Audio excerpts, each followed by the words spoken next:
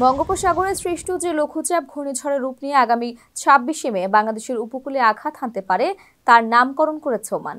দেশটির দেওয়া এই ঘূর্ণিঝড়ের নাম হবে রেমাল। বুধবার আবহাওয়া অফিস জানিয়েছে, বর্তমান পূর্বাভাস অনুযায়ী ঘূর্ণিঝড়টির গতিপথ বাংলাদেশ, মিয়ানমার বা ভারতের পশ্চিমবঙ্গ এবং ওড়িশা অঞ্চলের দিকেই। তবে এর গতিপথ ক্ষণে ক্ষণে পরিবর্তন হচ্ছে।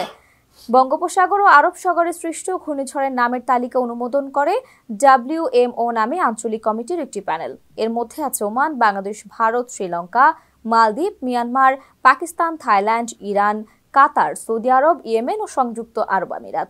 ২০১৮ সালে নতুন করে ঘূর্ণিঝড়ের নামের তালিকার সময় ১৩টি দেশ ও ১৩টি করে নাম দেয়। এবার রেমাল শব্দটি ওমান থেকে নেওয়া হয়েছে। রেমাল একটি আরবি শব্দ যার অর্থ বালু। ঘূর্ণিঝড় নিয়ে আবহাওয়া অফিস বলছে, প্রতিনিয়ত এর গতিপথ পরিবর্তনের ধারা লঘুচাপ থেকে নিম্নচাপে পরিণত না হওয়া পর্যন্ত এমনই থাকবে। নির্দিষ্ট করে বলা যাবে না, তবে নিম্নচাপ ঘূর্ণিঝড়ে পরিণত হলে তখন গতিপথ স্থির হবে। সেই সময় স্পষ্টভাবে বলা হবে এটা কোন এলাকায় বা স্থানে আঘাত হানতে পারে। ধারণা করা হচ্ছে ২২শে মে লঘুচাপ তৈরি হয়ে ২৩ বা ২৪শে মের মধ্যে নিম্নচাপে পরিণত হতে পারে। ২৪শে মে রাতে বা ২৫শে মে সকালের দিকে ঘূর্ণিঝড়ে রূপ নিতে পারে।